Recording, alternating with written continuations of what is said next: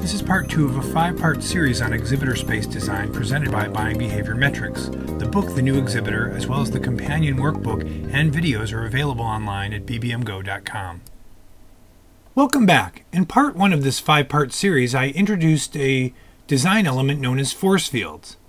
The most common type occurs when the aisle carpeting and the exhibit space carpeting are strongly divergent in color. I also stated that this creates a force field effect, which is characterized by the attendee staying outside of the space while the staff remains inside the space. I ended by stating that there were more physical design elements which inhibit attendees from consuming spaces, so I will move on to explain the second design element to consider. The second design element, which I call castle walls, occurs when exhibitors place products and displays on the outer edges of the space, creating a walled-in structure. When exhibitors wall off a space, it restricts flow into the area. It prohibits engagement with the products and displays.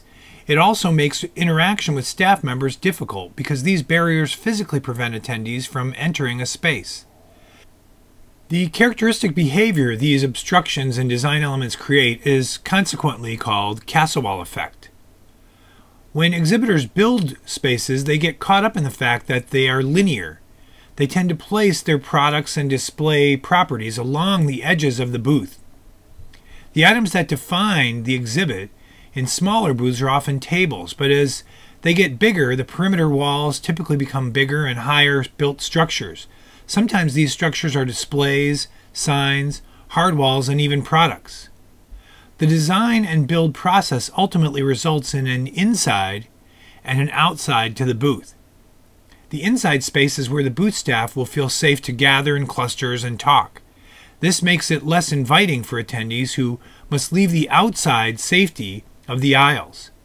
To enter, attendees often have to navigate a path over, around, and through the barriers to face the unknown dangers within the space. Many designs add to the castle analogy by featuring large turret-type structures typically placed at the corners of the space. These structures become watchtowers where booth staff members typically display castle-like sentry duty activities by lethargically pacing back and forth, marking time. They unknowingly guard the space from would-be attendees who might seek to cross the moat, scale the walls, and enter the exhibit. Sometimes, designers place their premier highlighted products or main items of interest in the center of the space and surround the perimeter with such bulky and obstructive structures that it's not even visible to the passing attendees. To further derail their objectives of interacting face-to-face with attendees, exhibitors make the mistake of using such high wall structures that booth staff members cannot even see over them. This prevents them from intercepting prospective attendees who are looking at a product or service display. The overall castle wall effect locks attendees outside, which reflects negatively on the corporate soul by making the exhibit too foreboding and making it appear not customer-friendly, inviting, warm, and engaging.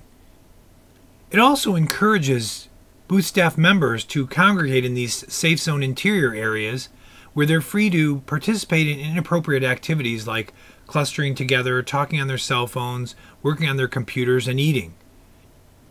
These activities become a substitute for interacting with attendees, browsing from the aisles, or engaging in the space.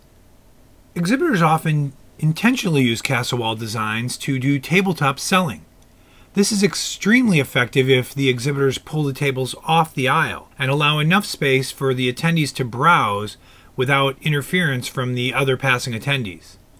Our research has clearly shown that if a person is brushed from behind while standing, this is known as a butt brush, they'll stop browsing and move on, so moving the tables in prevents this negative attendee-to-attendee interactive behavior.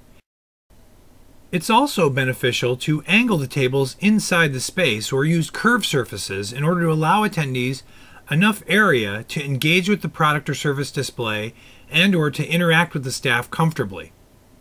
The rule of thumb for tabletop selling is the more complex the sales process, the greater the amount of space you need to allow. What I mean is, if the item being promoted or sold is a well-known commodity item and requires little or no staff person interaction, then the tables can be straight but slightly off the aisle, enough to avoid a butt brush. If this configuration is used, attendees can quickly grab the items, pay for them, and leave. A good example might be this company that sells gloves to the medical industry. Although there may be some nuances and innovations that make gloves unique and maybe more safe, one more safe than the other, for the most part they could be considered a more commoditized item. And you can see in this example they sell off tabletops. The medical people are allowed to walk up, look at different packages, bundles, and assortments of them, pick up a selection, go over, pay for it, and go on their way. So in a case like this, a castle wall design may be very appropriate and much more efficient for an exhibitor and its attendees. However, if the item requires any educational interaction, training, demonstrations, applicational assistance, or even consultation, more interior space must be provided for the attendees to step in. There must be enough room to accommodate an engagement, an involvement with the item, or an interaction, an involvement with a person face to face. Again, provide enough space to prevent attendees from being brushed from behind until the transaction is completed. In summary, be careful not to build up walls around your booth and/or your product service offerings, displays, stand, or whatever, unless you're creating private areas for very targeted attendees or customers. Use these castle walls effectively. As a rule, it's better to err on the side of more open space. It will slow down attendees, and it also is helpful for allowing the staff to walk around and more readily intercept and interact with the attendees face to face. Both of these design elements, force fields and castle walls, can work for or against an exhibitor. Depending on how they're used, they can either restrict flow or prevent people from moving into a space and engaging and interacting, or they can drive flow into the booth. So as you move forward in your space design, keep in mind that these design elements are neither bad nor good. They are, however, either effective or ineffective in driving specific behavior, which ultimately drives your target goals and objectives and delivers higher ROI. In our next video segment, we're going to look specifically at how people flow and the entrance and exit barriers that exhibitors often use in their designs. Thank you for your time, and we'll see you in part 3 of this video series. In conclusion, allow me to thank you for your time in reviewing this material and for your interest in buying behavior metrics.